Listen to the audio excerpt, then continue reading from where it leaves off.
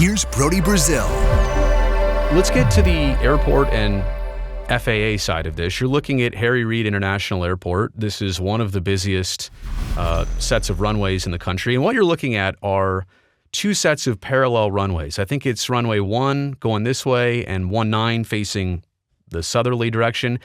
And I believe over here we've got runways, well, if I could actually find the beginning of it. Oh, there you go. 8 left and 8 right. There you go. 8 right, 8 left. So you've got two sets of runways kind of in that V-shaped formation. This is a pretty popular airport layout formation.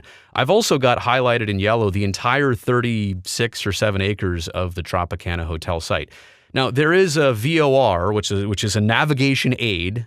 I believe it's, if I could find it here, they're usually, oh, there it is right there. That is the navigation aid. That is the major navigation aid at Harry Reid International Airport. There's so much buildup here on the strip. There's so many things in front of it.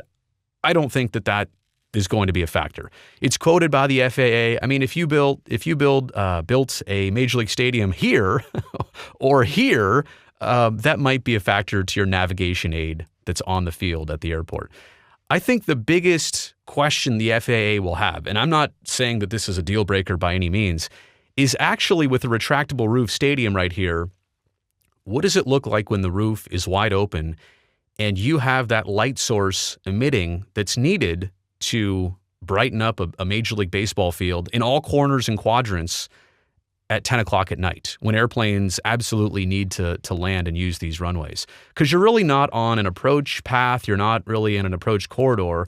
If this ballpark were to be built right here, I'd say that is a huge red flag. You're on the approach end, bright lights. You're off here to the left. Let's say we're coming in for a landing on runway 1. And realistically, I mean, this is the view of a flight deck and what a flight crew would see. The captain and the first officer would see something like this. Now, this is where you really got to zoom in over here to see that. But there's where the stadium would be. Let's pretend roof open, pretty bright lights.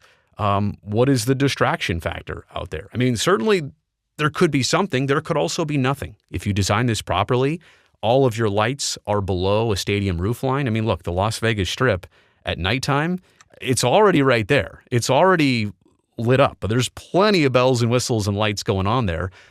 Obviously, a stadium lighting, totally different than that. Way brighter, also focused, right? It's not going to be light thrown in all different directions, but it does need to light, about 4 acres of a major league field. So that's looking at it from, and what you have to do is consider this from every direction. Here's the view from the south looking north. It's off to the left. Maybe absolutely no factor here. Let's take a look at it from this direction. Would you be able to see, and they don't use this landing configuration very often, but they do land this way sometimes. Could you see that bright light off to the right from this approach end of runway 19? Maybe. It's possible. I also want to say that I don't think height of the stadium is going to be a factor. I mean, the MGM, to me, way taller. Is that the Mandalay Bay? Way taller than a stadium would be. Heck, the Tropicana even, probably about as high as a new stadium would be. So I don't think it's a height issue, a structure issue, a navigational aid issue. We're looking at these two runways here, which again are closest to the Tropicana site. Let's come back out this way and take a look if you're landing on, what did I say that runway was? 8, so this is 26 left and right? Yeah, so there's runway 26 left and right. What do you see from this end? Off in the distance to the right out there, yeah, you do kind of see, it's plain to see that the stadium will be visible from the runway.